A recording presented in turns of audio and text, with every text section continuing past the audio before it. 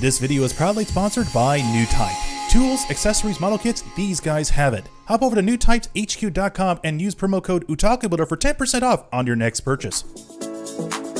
Hey, what's going on, dudes and dudettes, and welcome back to another exciting build from the good folks from Bandai, Japan. So why don't we get started with the 1/60th scale perfect grade RX 178 Gundam MkII. And without further ado, let's get to it.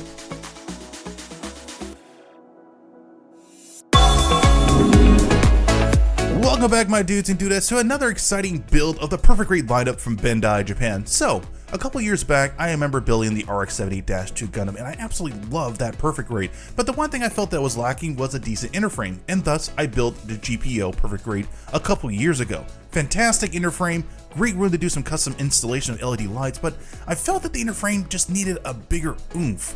And I was always wondering, is there another old school perfect grade that has an updated interframe? And thus we have the successor to the RX 78-2 Gundam, the RX 178 Gundam MkII. Now, first glance, this box art isn't going to wow a lot of people, but the simple aesthetic of it is absolutely gorgeous. And plus, to give you more points, I love the illustration of the MkII Gundam in the far right hand corner, absolutely beautiful. But one thing that's really kind of taken back with this box art is the simplicity of showing you what you can expect. You get the front, back side of the Gundam, and also a good example of what the interframe looks like. As for the other side of the box art, there's really nothing there, just a complete chart on the mechanics and tools you'll need to build this perfect grade, as well as a hint of an LED light that's going to be built into this kit. Now, as what we can expect inside the box, it's pretty simple what you'd expect from an old school perfect grade kit, and I absolutely love that, as well as a good hefty amount of sticker decals.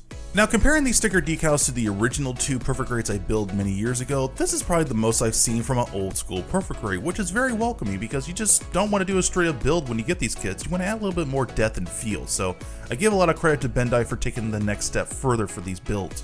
As always, you are happily greeted with not one, but two instruction manual. The instruction manual number 1 gives you a brief layout of what you can expect to do with this perfect grade, which once again, you get fantastic articulation down to the fingers, open exposed hatch, an LED light for the head, and a small assortment of weapon accessories, which it's not really bad, but at the same time, these are like entry-level perfect grades, so you want to start something simple before you work your way up. And I feel that a simple bazooka and a beam rifle and a shield gets the job done, while at the same time exposing you to get comfortable painting little figurines. As for the interframe, this is probably the best looking interframe that I've seen from an old school Gundam. Again, I love the RX Gundam and I love the GPO, but this one is vastly more superior with great looking interframe detail. As for the other page, gives you a brief diagram of the performance of this mobile suit if it did exist in the real world, followed by a good example of arm articulation and posability in the legs and feet. And then the other page is kind of weird because it looks like there's like a diorama set that you can purchase, but they never really came through with that. And the second to last page gives you a color chart to do some custom painting, as well as a guide on how to apply the sticker decals, which again, there are a lot for this particular perfect grade, which is great. As for the second to last instruction manual, there's nothing really much to talk about. It's pretty straightforward. Tells you what tools you need, what you need to expect for the LED unit. Pretty straightforward. Now, as for the first runners, this is where things get kind of interesting because at the very bottom, you get 4 little figurines. Out of the 4, you're going to end up using just one of these little dudes. As for the other 3, I think they were meant for a diorama set that never got released. So if you want to do your practice on painting little figurines, that's the way to go with these spare pieces. As for the first second to runners, you get a hefty amount of red pieces for the inner frame, as well as small pieces for the actual cockpit area, a handful of clear pieces for the Gundam eyes and camera module, as well as for the vents. You get 2 beam sabers to top things off for the clear bits, as well as a small assortment of interframe pieces for the gun. Next, runners up, you're going to get a handful of medium blue pieces for the interframe, which is kind of different, but at the same time very welcoming to add that nice depth and feel to it, followed by a new spreadsheet of chrome pieces, which are going to be for the pistons, as well as the cycle frame cockpit that had that nice depth and feel when you put an LED light in there. More sea blue pieces for the outer inner frame, more inner frame pieces, more medium blue pieces, more white frame pieces for the armor, and in the second to last middle box, you get, once again, more gray pieces for the inner frame and more sea blue pieces. But the one thing I love about this particular color scheme is these weird, bright, and really refracting orange pieces. That's definitely offsetting compared to all other perfect grades I built, but it's very welcoming. And then a small assortment of red pieces, more white pieces for the skirt, more sea blue pieces, and more interframe pieces for the shoulders. And by far, this is a lot of sea blue pieces for this inner frame, but the one thing I love about this kit is these weird metallic rivets. These are going to go around the ankles and side skirts, as well as, I guess, compartments on the backpack unit, which is really great.